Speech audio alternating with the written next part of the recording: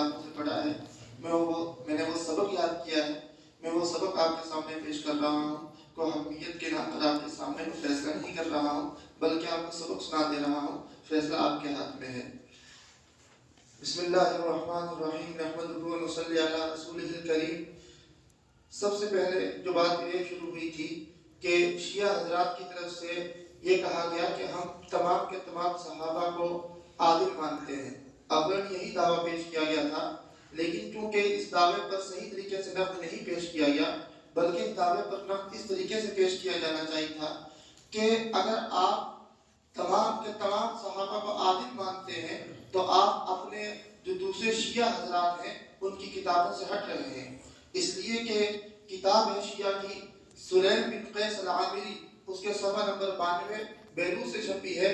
انہوں نے اس میں لکھا ہے کہ تمام کے تمام صحابہ نعوذ باللہ من ذالک مرتد تھے سوائے 4 آدمیوں کے، یعنی کہ نبی کریم صلی اللہ علیہ وسلم کے بعد تمام کے تمام صحابہ مرتد ہو گئے سوائے 4 صحابہ کے۔ اسی طریقے سے محمد بن یعقوب کلیمی، جس کو شیعہ حضرات امام بخاری کا درجہ دیتے ہیں، یعنی وہ کہتے ہیں جس طریقے سے اہل سنت کے ہاں امام بخاری کا درجہ ہے، اسی طریقے سے ہمارے ہاں یعقوب کلیمی کا درجہ ہے۔ وہ بھی لکھتا ہے کہ صرف 3 آدمی، نمبر 1 حضرت مقداد بن اسود رضی اللہ تعالیٰ عنہ، نمبر 2 حضرت ابو ذر غفاری، نمبر 3 حضرت سلمان فارسی رضی اللہ تعالیٰ عنہ، لکھتا ہے کہ یہی 3 لوگ جو ہیں اللہ کے رسول کے بعد اسلام کی حالت پر برقرار رہے، باقی تمام کے تمام صحابہ نعوذ باللہ من ذالک مرتد ہو گئے تھے۔ یہی بات ملا باقر مجلسی نے اپنی کتاب حیات القلوب جلد نمبر 3 میں لکھی ہے۔ لہذا اگر اس طریقے سے آپ ان کے دعوے پر رد کرتے تو یقیناً ان کا دعویٰ بالکل، اور ان کے دعوے پر نفی وارد ہو جاتا اور ان کا دعویٰ بھی رد ہو جاتا۔ اس کے علاوہ شیعوں کی کتاب السنت و شیعہ کے اندر تمام تفصیل سے تمام صحابہ کے بارے میں انہوں نے تبرہ کیا ہے۔ اب سوال یہ پیدا ہوتا ہے کہ ہم دیکھتے ہیں کہ شیعہ کی بہت ساری جماعتیں ایسی ہیں کہ جو بعض حضرات اپنی کتابوں میں کہتے ہیں کہ بعض حضرات شیعہ کے فرقے ایسے ہیں جو صحابہ پر تبرہ نہیں کرتے ہیں، اور بعض جماعتیں ایسی ہیں جو صحابہ پر تبرہ بھی کرتی ہیں۔ تو کل ملا کر شاہ عبد العزیز محدث دہلوی رحمۃ اللہ علیہ نے اولاً شیعہ کی 4 قسم کی تقسیم فرمائی ہے۔ فرمایا کہ نمبر 1 پر شیعان علی تھے، اس کا پس منظر کیا ہے شیعہ کے وجود میں آنے کا اس کو میں نے بیان نہیں کیا ہے، اختصار کی غرض سے میں نے اس کو ترک کر دیا ہے، لیکن جب شیعہ وجود میں آئے تو سب سے پہلا جو فرقہ وجود میں آیا ہے نمبر 1 پر شیعان علی، اور شیعان علی یہ وہ لوگ تھے جو اخلاص اور للہیت کے نام پر اور جو ایک دلی محبت کے ساتھ حضرت علی رضی اللہ تعالیٰ عنہ کے ساتھ تھے، اور کسی صحابی پر طعن و تشریح نہیں کرتے تھے، بلکہ جنگ جمل میں اور جنگ صفین میں وہ حضرت علی رضی اللہ تعالیٰ عنہ کے ساتھ تھے، حضرت علی کے نام لیواتے۔ نمبر 2 پر تفضیلی شیعہ، تفضیلی شیعہ یہ وہ لوگ تھے جو کسی بھی صحابی پر تبرہ بازی نہیں کرتے تھے، البتہ حضرت علی رضی اللہ تعالیٰ عنہ کو حضرت عثمان پر افضل مانتے تھے۔ یہاں پر ہم سے غلط فہمی ہوتی ہے، ہم سوچتے ہیں کہ تفضیلی شیعہ وہ ہوتے ہیں جو حضرت علی کو شیخین پر افضل مانتے ہیں، شیخین پر افضل نہیں بلکہ حضرت عثمان پر افضل مانتے ہیں۔ تفضیلی شیعہ ہونے کے الزام ہمارے شارح عقائد علامہ سعد الدین تفتازانی رحمۃ اللہ علیہ پر، اور اسی طریقے سے شیعہ ہونے کے الزام المصنف کے مصنف جو امام عبد الرزاق پر بھی تفضیلی شیعہ ہونے کے الزام تھا کہ لوگ تفضیلی شیعہ تھے، اور ہمارے اکابر میں بہت سے لوگ تفضیلی شیعہ تھے جس کی صراحت بہت سے ہمارے اکابر نے کی ہے، یعنی کہ جو یہ کہتے تھے حضرت عثمان غنی رضی اللہ تعالیٰ عنہ پر حضرت علی کو فضیلت ہے، نہ کہ حضرت علی کو شیخین پر فضیلت ہے۔ نمبر 3 پر تبرعی یہ وہ لوگ تھے جو صحابہ کرام رضوان اللہ تعالیٰ علیہم اجمعین پر تبرہ بازی کرتے تھے، ان کو گالیاں دیتے تھے، اور اسی طریقے سے حضرت علی رضی اللہ تعالیٰ عنہ کے علاوہ اور تمام صحابہ کہ جنہوں نے حضرت علی کی خلافت کو ان کے زعم کے مطابق حضرت علی کی خلافت کو چھین لیا، ان کو گالیاں دیا کرتے تھے۔ نمبر 4 پر غالی شیعہ، یہ غالی شیعہ یہ ابن سبا کا وہ کٹر پرست شیعہ تھا کہ جس نے ابن سبا کے تمام عقائد کو مضبوطی سے تھامے رکھا، اور وہ عقیدہ کیا تھا؟ وہ عقیدہ یہ تھا کہ ابن سبا جو عقیدہ دے کر گیا تھا کہ حضرت علی رضی اللہ تعالیٰ عنہ الوہیت کے درجے پر فائز ہیں، یعنی حضرت علی کیا ہے؟ خدا ہے۔ نمبر 2 پر ان کو ابن سبا نے یہ کہا تھا کہ حضرت علی کا قول ہے کہ انا مقیم یوم القیامہ، کہ میں قیامت کیا کروں گا؟ برپا کروں گا، اور نمبر 3 پر انا ابعث یوم القیامہ، کہ میں قیامت کے دن ہی لوگوں کو اٹھاؤں گا، اور نمبر 4 پر اس کا عقیدہ یہ تھا کہ حضرت علی رضی اللہ تعالیٰ عنہ کے ہاتھ میں ہی اس تمام کے تمام مختارات ہیں، لہذا نمبر 4 پر یہ تھے غالی شیعہ. اب اس غالی شیعہ کے حضرت محدث دہلوی رحمۃ اللہ علیہ نے کم از کم 24 فرقے بیان کیے ہیں، اور ایک فرقہ اور رہ جاتا ہے جو ان 24 فرقوں میں آتا ہے، وہ ہے امامیہ فرقہ. اور امامیہ فرقہ ہی وہ فرقہ ہے جو حضرت علی رضی اللہ تعالیٰ عنہ کو شیخین پر بھی افضل قرار دیتا ہے. ہمارے یہاں چہاروں میں نصاب پڑھایا جاتا ہے خلافت بنو امیہ، اس میں امامیہ کا تذکرہ کیا گیا ہے. اسی امامیہ کا تذکرہ حضرت شاہ عبد العزیز محدث دہلوی نے تحفہ اثنا عشریہ میں بھی کیا ہے. لہذا ان 4 باتوں کو میں نے آپ کے سامنے پس منظر کے طور پر بیان کر دیا. اور میں نے غالی شیعہ جو آج کے دور میں پائے جاتے ہیں، جو ایران میں پایا جاتا ہے، وہ صرف اور صرف غالی شیعہ پایا جاتا ہے، اثنا عشریہ پایا جاتا ہے. ان کے نزدیک تمام کے تمام صحابہ نعوذ باللہ من ذالک یا تو فاسق تھے یا نعوذ باللہ من ذالک مرتد تھے. اب آتے ہیں کہ اہل سنت والجماعت کے ہاں صحابی کی تعریف کیا ہے. جیسا کہ بیچ میں آیا تھا یہاں صحابی کہتے کس کو ہیں اور صحابی کی کیا عدالت ثابت ہے، اور اگر کیا صحابی سے کوئی فسق کا معاملہ ثابت ہو جائے تو کیا اس کی صحابیت برقرار رہے گی یا نہیں رہے گی. سب سے پہلے تو یہ ہے کہ صحابی کی تعریف حافظ ابن صلاح نے مقدمہ ابن صلاح میں یہ کی ہے، کل مسلمین رعا رسول اللہ صلی اللہ علیہ وسلم، کہ ہر وہ مسلمان یعنی کہ ہر آدمی جس نے بحالت اسلام میں اللہ کے رسول صلی اللہ علیہ وسلم کو دیکھا ہو، اور بعض رات نے قید لگا دی کہ جو اسے حالت میں مرا بھی ہو، اور یہ حالت ضروری بھی ہے. یہی علامہ مقدمہ ابن صلاح کے اندر ابو ظفر سمعانی مروزی کی تعریف حوالے سے نقل کر رہے ہیں کہ اصحاب الحدیث یطلقون اسم الصحابہ على كل من روى عنه حديثا او كلمه ويتوسعون حتى يعدون من رآه رؤية من الصحابہ. یعنی کہ محدثین ذرا اس میں اور زیادہ وسعت اختیار کرتے ہیں، اور وہ کہتے ہیں کہ جس نے ایک حدیث اللہ کے رسول سے روایت کی ہے، اور پھر اور زیادہ وسعت اختیار کرتے ہیں، وہ کہتے ہیں اگر ایک حدیث بھی روایت نہیں کی ہے، صرف اللہ کے رسول کو دیکھا بھی ہے، وہ بھی کیا ہے؟ صحابی ہے. 2 باتیں ہوں گی. نمبر 3 پر جیسا کہ قرآن کریم کی آیات سے یہ بات واضح ہے کہ تمام صحابہ میں فرق مراتب ہے، یعنی ایسا نہیں ہے کہ تمام صحابہ ایک ہی درجے کے ہیں. قرآن کریم میں صحابہ کرام، قرآن کریم کے اندر صحابہ کے درمیان فرق مراتب کو بیان کیا گیا ہے. قرآن کریم میں ہے لا یستوی منکم من انفق من قبل الفتح وقاتل اولئک اعظم درجة من الذین انفقوا من بعد وقاتلوا وکلا وعد اللہ الحسنى واللہ بما تعملون خبیر. لیکن سوال یہ پیدا ہوتا ہے کہ فرد مراتب کو اس انداز سے بیان کرنا کہ جس میں ایک کا علوم مرتبت واضح ہو جائے اور دوسرے کی تنقیص واضح ہو جائے، ایسی کرنے کی اجازت اہل سنت والجماعت کے ہاں نہیں ہے. اس لیے کہ جب انبیاء کی فضیلت کی بات آتی ہے، قرآن کہتا ہے تلک الرسل فضلنا بعضهم على بعض، کہ رسولوں میں سے بعض کو بعض پر ہم نے فضیلت دی ہے. لیکن اللہ کے رسول کے ارشاد ہے لا تفضلونی علی یونس بن متى، کہ یونس بن متى پر مجھے فضیلت نہ دو، یعنی اس درجہ فضیلت نہ دو کہ جس درجے میں یونس بن متى کی تنقیص واضح ہو جائے. یعنی اگر انبیاء کو، اسی طریقے سے صحابہ کو ایک کو دوسرے پر فضیلت ہے، لیکن اس فضیلت میں کسی ایک کی علو مرتبت ہو اور دوسرے کی تنقیص ہو، اہل سنت کے ہاں ایسا کرنے کی اجازت بالکل بھی نہیں ہے، اس لیے کہ رسول پاک صلی اللہ علیہ وسلم سے ثابت ہے. اب سوال یہ پیدا ہوتا ہے صحابہ میں افضل کون ہے؟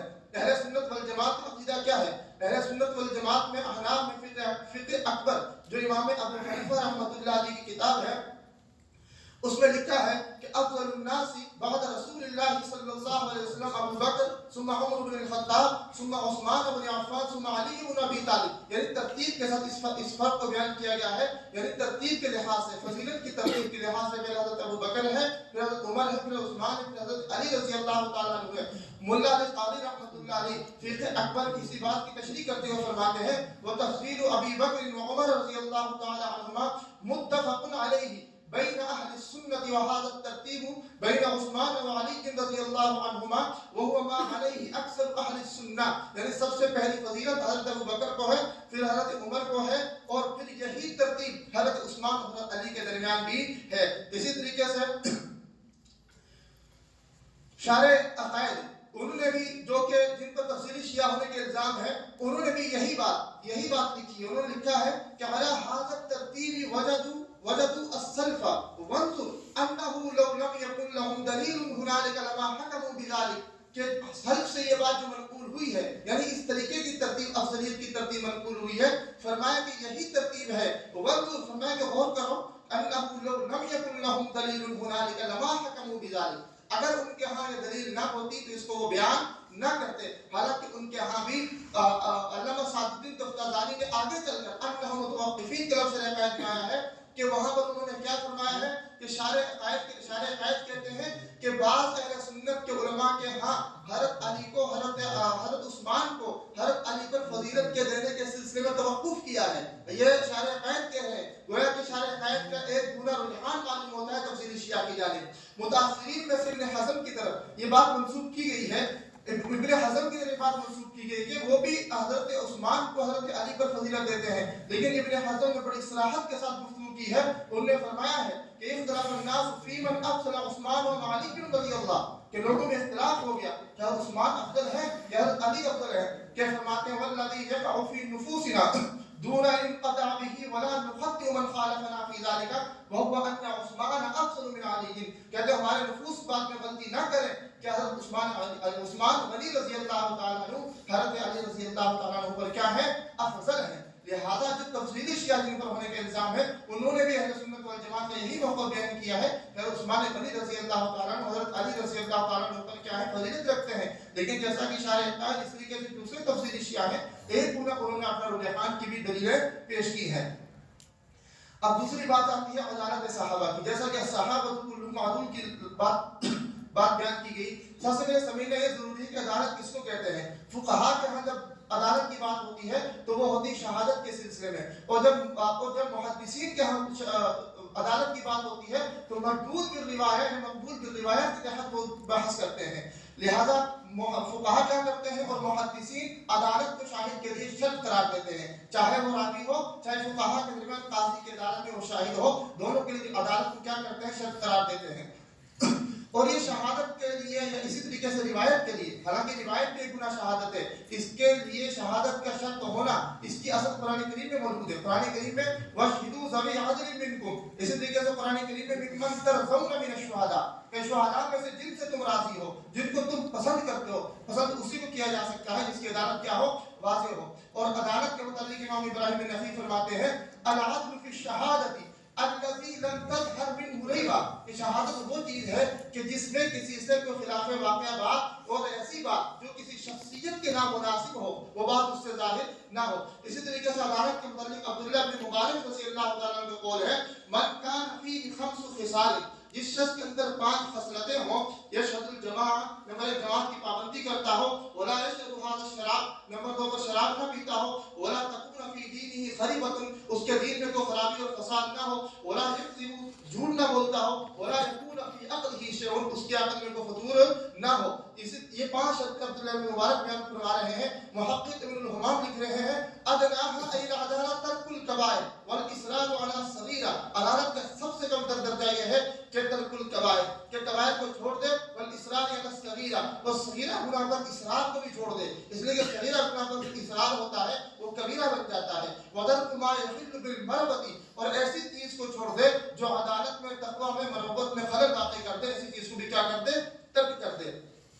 اصول حدیث کے مشہور عالم حافظ ابن صلاح فرماتے ہیں وَتَفْزِيرُهُ مَنْ يَكُونَ مُسْلِمًا بَالِغًا عَاقِلًا سَالِمًا عن اسباب الفسق وخوارم المروت, یعنی کہ خوارم مروت یعنی خلاف عادت یا خلاف واقعہ یا اسی طریقے سے ایسی بات کا اس سے ظاہر نہ ہونا جو اس کے شان کے مناسب نہیں ہے. اسی طریقے سے اسباب فسق سے بھی وہ کیا ہو, صحیح سالم ہو. شیخ الاسلام ابن حجر لکھ رہے ہیں والمراد بالعدل من له ملكة تحمله على ملازمة التقوى والمروة, والمراد بالتقوى اجتناب الاعمال السيئة من شرك او فسق او بدعة, یعنی فسق سے بھی بری ہو, بدعت سے بھی بری ہو, اعمال شرکیہ سے بھی کیا ہو, بری ہو. تو یہاں تک آپ نے عدالت کا معنی سمجھ لیے کہ عدالت ادنا سے ادنا کبائر سے ترک کر کبائر کو چھوڑ دینا, صغیرہ گناہ کو چھوڑ دینا, فسق سے بچنا, بدعت سے بچنا, اس کو کیا کہتے ہیں, عدالت کہتے ہیں. اب صحابہ کرام کی عدالت کے متعلق اہل سنت والجماعت کا عقیدہ یہ ہے کہ صحابہ کلهم عدول,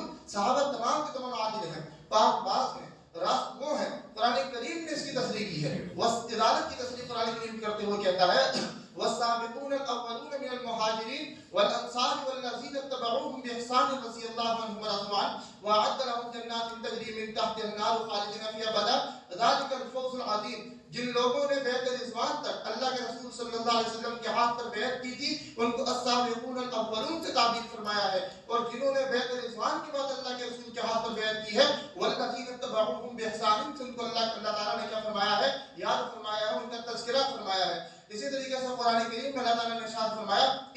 والذین آمنوا وعملوا الصالحات اولئک هم خیر البریہ. تمام محدثین کے اتفاق ہے روئے زمین کے لیے اس آیت جو ہے صحابہ کرام رضوان اللہ تعالی علیہم اجمعین کے لیے نازل ہوئی ہے کہ وہ خیر البریہ ہے. اور خیر البریہ وہی شخص ہو سکتا ہے جس کے اندر عدالت کے تمام اوصاف موجود ہوں. اسی طریقے سے قرآن کریم میں اللہ تعالیٰ نے ارشاد فرمایا لقد من اللہ علی المؤمنین اذ بعث فیہم رسولا کہ اللہ تعالیٰ نے مومنین میں رسول بھیجا. اس مومنین پر احسان فرمایا اذ بعث فیہم رسولا. ہم ضمیر مومنین کی طرف لوٹ رہی ہے اور ہم کی نسبت خدا رسول پاک صلی اللہ علیہ وسلم کی طرف کی گئی ہے. یعنی کہ رسول کو ان میں رسول بنا کر بھیجا. کن میں؟ مومنین میں. اور مومنین کون ہے؟ صحابہ ہیں. اور اس کے کس لیے بھیجا؟ وَيُزَكِّيهِمْ وَيُعَلِّمُهُمُ الْكِتَابَ وَالْحِكْمَةَ. حکمت سکھاتے ہیں، ان کو قرآن کی تعلیم دیتے ہیں، ان کی تزکیہ کرتے ہیں. اور اس تزکیہ، حکمت اور قرآن کریم کی تعلیم یہ تمام کی تمام ایسی باتیں ہیں جو انسان کو برائی سے روکنے اور ملازمت التقویٰ پر آمادہ کرتی ہیں. اسی طریقے سے قرآن کریم نے فرمایا وَلَكِنَّ اللَّهَ حَبَّبَ إِلَيْكُمُ الْإِيمَانَ وَزَيَّنَهُ فِي قُلُوبِكُمْ وَكَرَّهَ إِلَيْكُمُ الْكُفْرَ وَالْفُسُوقَ وَالْعِصْيَانَ. یہ آیت بھی صحابہ کی عدالت کا دلالت کرتی ہے کہ صحابہ کے دل میں فسق، صحابہ کے دل میں کراہت اور صحابہ کے دل میں ایسی چیز کہ جو ان کے شان نہیں ہے ان کے دل میں کبھی نہیں آ سکتی ہے. لہذا یہ تمام کی تمام آیتیں اس بات پر دلالت کرتی ہیں کہ صحابہ الصحابہ کلهم عدول. ان تمام کو ملا کر اہل سنت والجماعت نے جملہ نکالا ہے وہ ہے الصحابہ کلهم عدول. کہ تمام کے تمام صحابہ کیا ہیں؟ عدول ہیں. ان تمام آیتوں کو سامنے رکھ کر اللہ ابن عبد البر نے لکھا ہے کہ فہم خیر القرون و خیر امت. امت میں سب سے بہترین لوگ اور زمانے کے سب سے بہترین لوگ صحابی ہیں. اخرجت للناس، ان کو لوگوں کے لیے نکالا ہے. ثبت عدالت جمیعہم بثناء اللہ عز وجل علیہم، ان کی عدالت ثابت ہو چکی ہے اس لیے کہ اللہ عز وجل نے ان کی تعریف فرمائی ہے. وثناء رسولہ علیہ السلام ولا عدل، اور کون زیادہ عادل ہو سکتا ہے ممن ابتغى الله بصحبت نبیہ ونصرتہ، کہ جن کو اللہ نے اپنے نبی کی صحبت اور اپنے نبی کی نصرت کے لیے انتخاب فرمایا ہو. ولا تزکیہ افضل من ذلك ولا تعدیل اکمل منہ، صحابہ سے بڑھ کر کوئی تزکیہ والا اور صحابہ سے بڑھ کر کوئی عدالت والا نہیں ہو سکتا ہے. اسی طریقے سے خطیب علیہ الرحمہ نے الکفایہ کے اندر جو عدالت صحابہ کے متعلق سب سے جامع گفتگو کی ہے وہ خطیب علیہ الرحمہ نے الکفایہ میں نقل کی ہے. انہوں نے بہت لمبی گفتگو کرنے کے بعد لکھا عدالت الصحابہ ثابتۃ معلومۃ بتعدیل اللہ لهم واخبارہ عن طہارتهم واختیار لهم فی نص القرآن، یعنی نص قرآن سے خدا تعالیٰ نے ان کی بات کو کیا کر دیا، ان کی عدالت کو ثابت کر دیا. اسی طریقے سے امام ابن اسیر جزری نے ان تمام آیتوں کو سامنے رکھ کر فیصلہ دیا کہ وہ صحابہ یشارکون فی جمیع ذالک. اب بات یہ آتی ہے کہ جب روایت حدیث کا مسئلہ لاتے ہیں تو روایت حدیث کے اندر امام ابن اسیر فرما رہے ہیں کہ صحابہ کی عدالت کو نہیں دیکھا جائے گا. ہم یہ تو دیکھیں گے کہ یہ صحابی اللہ کے رسول کی اس مجلس میں شریک تھا یا نہیں تھا، کہ ہو سکتا ہے کہ اس وقت وہ اسلام لائے تھے یا نہیں رہتے. ان چیزوں سے تو گفتگو کر سکتے ہیں، لیکن ان تمام آیتوں کو سامنے رکھ کر اب ہم حدیث کے باب میں صحابہ کی عدالت سے گفتگو کرنے کی ہمیں اجازت نہیں ہے. اسی لیے کسی صحابی کے متعلق حدیث کے باب میں عدالت سے گفتگو کرنے کی اجازت نہیں ہوتی ہے، بلکہ اس کے دوسرے اسباب سے گفتگو کی جاتی ہے. لکھتے ہیں ابن اسیر نشارکون فی جمیع ذالک، حدیث کے باب میں جب بحث کریں گے صحابہ کو دوسرے مصنفین، دوسرے جو راوی ہیں ان کے برابر کے شریک قرار دیا جائے گا. الا فی الجرح والتعدیل، لیکن جرح و تعدیل ان کا جرح نہیں کی جا سکتی ہے، تعدیل نہیں، اور ان کی تعدیل برحق ہے، ان کی تعدیل کو رد نہیں کیا جا سکتا ہے. فإنهم كلهم عدول، اس لیے سارے کے سارے کیا ہیں؟ عدول ہیں. وہ سارے کے سارے کیا ہیں؟ راست باز ہیں. ولا يتطرق اليهم الجرح، ان پر اب جرح کی نسبت نہیں کی جا سکتی ہے. لأن الله عز وجل رسوله ذكرهم وعدلهم، اس لیے کہ اللہ نے اس کے رسول نے ان کی تزکیہ بھی فرمائی ہے اور ان کی تعدیل بھی فرمائی ہے. اب تیسرے نمبر پر بات آتی ہے کہ ہم یہ شیعہ کو یہ کہتے ہیں کہ شیعہ نے اللہ کے رسول صلی اللہ علیہ وسلم کو گالیاں دی ہیں. اب سوال یہ پیدا ہوتا ہے کہ گالیاں کس کو کہتے ہیں؟ کہ وہ تو کہتے ہیں کہ صحابہ کافر تھے نعوذ باللہ من ذالک، صحابہ مرتد تھے نعوذ باللہ، صحابہ فاسق تھے، اس کو گالی نہیں کہا جاتا ہے. لیکن امام راغب اصفہانی نے جو گالی کی تعریف کی ہے، سب کی تعریف، انہوں نے سب کی تعریف کی ہے الشتم الوجیہ، یعنی مغلظ گالی دینا. لیکن قرآن کریم کی جو آیت ہے وَلَا تَسُبُّوا الَّذِينَ تَدْعُونَ مِن دُونِ اللَّهِ فَيَسُبُّوا اللَّهَ عَدْوًا بِغَيْرِ عِلْمٍ. اسی کے ساتھ امام راغب اصفہانی لکھتے ہیں کہ وَسَبُّهُمُ اللَّهُ لَيْسَ عَلَىٰ أَنَّهُمْ يُسَبُّونَهُ صَرِيحًا، کہ خدا نے سب کی نسبت ان کی طرف اس وجہ سے نہیں کی ہے کہ وہ اللہ کو صریح طور پر گالیاں دیتے ہیں. وَلَكِنْ يَخُوضُونَ فِي ذِكْرِهِ فَيَذْكُرُونَهُ بِمَا لَا يَلِيقُ بِهِ، کہ مسلمان کیا کریں گے؟ کافروں کے سامنے ان کے خداؤں کے بارے میں گفتگو کریں گے، فَيَذْكُرُونَهُ بِمَا لَا يَلِيقُ بِهِ، اور آگے سے وہ ایسے گفتگو کریں گے جو خدا کی شان کے مناسب نہیں ہے۔ جب وہ خدا کی شان کے مناسب نہیں ہے، فرماتے ہیں وہ بھی کیا ہو جائے گی؟ سب ہو جائے گی۔ وَيَتَمَارُونَ فِي ذَلِكَ بِالْمُجَادَلَةِ وَبِمَا يَتَنَزَّهُ تَعَالَىٰ عَنْهُ، کہتے ہیں خدا تعالیٰ ان سب سے کیا ہے؟ پاک ہے۔ تو پتہ چلا کہ اگر کوئی شخص جو اس کے لائق ہے، اس کے شاعر شان نہیں ہے، جو اس کے لائق نہیں ہے، اس بات کی طرف نسبت کرنا بھی وہ بھی کیا ہو جاتا ہے؟ سب ہو جاتا ہے۔ لہذا شیعہ صحابہ کو جو فاسق کہیں گے، جو کافر کہیں گے، جو مرتد کہیں گے، نعوذ باللہ، وہ بھی کیا ہے؟ سب ہے۔ اور جو صحابہ کو گالی دے وہ کیا ہوتا ہے؟ مرتد ہوتا ہے۔ ملا علی قاری اسی کی شرح میں لکھتے ہیں، وہ ایک حدیث ہے۔ حدیث کیا ہے کہ اللہ کے رسول نے فرمایا، یوزین، حدیث قدسی ہے، یوزین ابن آدم یسب الدہر وانا الدہر، کہ مجھے لوگ کیا دیتے ہیں؟ مجھے ابن آدم تکلیف دیتا ہے۔ اس تکلیف کی وجہ کیا ہے؟ یسب الدہر، وہ زمانے کو گالی دیتا ہے۔ زمانہ تو میں ہوں۔ ملا علی قاری نے اس کی شرح میں لکھا ہے کہ وَأَتَى بِأَدَاةِ الدَّهْرِ مُبَالَغَةً فِي الرَّدِّ عَلَىٰ مَن يَسُبُّهُ وَهُوَ صِنْفَانِ دَهْرِيَّةٌ لَا يَعْرِفُونَ لِلدَّهْرِ خَالِقًا وَيَقُولُونَ مَا يُهْلِكُنَا إِلَّا الدَّهْرُ أَوْ مُعْتَرِفُونَ بِاللَّهِ تَعَالَىٰ لَكِنَّهُمْ يُنَزِّهُونَهُ عَن نِّسْبَةِ الْمُكَالَةِ إِلَيْهِ فَيَقُولُونَ تَبًّا لَهُ وبوسا وخیبتا ونحو ذالک، یعنی وہ زمانے کو گالی، وہ اللہ کو گالی تو نہیں دیتے ہیں لیکن وہ زمانے کو گالی دیتے ہیں۔ دو قسمیں لوگوں کی، ایک تو جو اللہ کو جانتا ہی نہیں ہے، وہ زمانے کو گالی دے گا، زمانے کو گالی دے گا، ڈائریکٹ خدا کو گالی دے گا۔ دوسرے وہ لوگ ہیں جو اللہ کو جانتے تو ہیں، اب وہ گالی کی نسبت خدا کی طرف تو نہیں کر سکتے ہیں، لیکن اب گالی کی نسبت کرتے ہیں کس کی طرف؟ زمانے کی طرف۔ تو کہتے ہیں زمانہ برا ہے، یہ زمانہ برباد ہو، یہ زمانہ ہلاک ہو۔ تو گویا کہ ایک واسطے سے خدا کی طرف کیا کی جا رہی ہے؟ خدا کی طرف ایک نفس کی اور رعایت کیا کی جا رہی ہے؟ نسبت کی جا رہی ہے۔ اس کو مولا علی قاری فرماتے ہیں، اور اسی طریقے سے اللہ تعالیٰ نے اس کو سب سے تعبیر فرمایا ہے۔ اور لہذا شیعہ کا صحابہ کرام کے بارے میں عقیدہ رکھنا بھی کیا ہے؟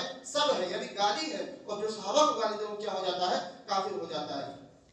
اب آپ کے سامنے حدیث رسول صلی اللہ علیہ وسلم کی بہت سارے ارشادات آ گئے کہ اللہ کے رسول نے فرمایا اللہ فی اصحابی لا تتخذوهم غرضا من بعدی، اس طریقے سے حدیث ان اللہ اختارنی واختارنی اصحابا وجعل لی وزراء وانصار واصحارا، کہ میرے اس میں وزراء بنائے، سسرالی رشتے والے بنائے ہے۔ ومن سبهم، اور جو صحابہ کو گالی دے، فعلیہم لعنۃ اللہ والملائکۃ والناس اجمعین ولا يقبل اللہ منه یوم القیامۃ صرفا ولا عدلا، قیامت تک اس کی گواہی کو اور اس کی عدالت کو قبول نہیں کیا جائے گا۔ عقائد نسبیہ کے شاعر لکھ رہے ہیں علامہ سعد الدین تفساری، فسبهم والطعن فيهم ان كان مما يخالف الادله القطعيه فكفر، اس کی وہ کیا کافر ہو گیا، یا فکفر، اس کی کیا کی جائے گی؟ تکفیر کی جائے گی۔ اگر ادلہ قطعیہ کے ادلہ قطعیہ جہاں پر آ گئی، اگر اس کے برخلاف صحابہ کا نہیں دے رہا، مثال انہوں نے دی کہ قذف عائشہ، جیسا کہ حضرت عائشہ پر تہمت لگانا، اس لیے کہ ان کے راست ہوئے کیا خدا نے خود بیان کیا ہے، وَإِلَّا فَبِدْعَةٌ وَفِسْقٌ، ورنہ بدعت اور فسق تو ضرور ہوگا۔ وَبِالْجُمْلَةِ لَمْ يَنْقُلْ مِنَ السَّلَفِ الْمُجْتَهِدِينَ وَالْعُلَمَاءِ الصَّالِحِينَ، کہتے ہیں کسی بھی صحابی کو لعنت کرنا یا ملامت کرنا یا ایسی بات کہنا جس کے شان مناسب نہیں ہے، سلف صالحین سے منقول نہیں ہے۔ حتیٰ کہ لکھ رہے ہیں جواز اللعن على معاویہ وأحزابہ لأن غایتهم امرهم البغی والخروج على الامام وهو لا يجب اللعن، یہ امام حضرت امیر معاویہ والا قصہ انہوں نے چھیڑ دیا ہے، اس کے متعلق آپ اگر سے کسی کتاب کا مطالعہ کر لیں۔ اب چوتھی بات جو آتی ہے وہ آتی ہے عقیدہ بلا خلیفہ بلا فصل کی، اس کے متعلق بھی بہت ساری دلیلیں ہیں، لیکن میں تمام کی تمام دلیلیں اس وجہ سے چھوڑ رہا ہوں کہ آپ کا جو وقت ہو رہا ہے، لہٰذا اس وجہ سے میں عقیدہ خلیفہ بلا فصل کی جو دلیلیں ہیں وہ تمام کی تمام میں چھوڑ رہا ہوں، البتہ اس کے لیے میں آپ کو کتاب بتا دوں گا کہ اس کتاب کا مطالعہ کرنا ہے۔ ٹھیک ہے بھائی، ایک جو آپ نے دلیل وہاں پر پیش کی گئی تھی، کون سی دلیل پیش کی گئی تھی؟ وہ ہاں صحابہ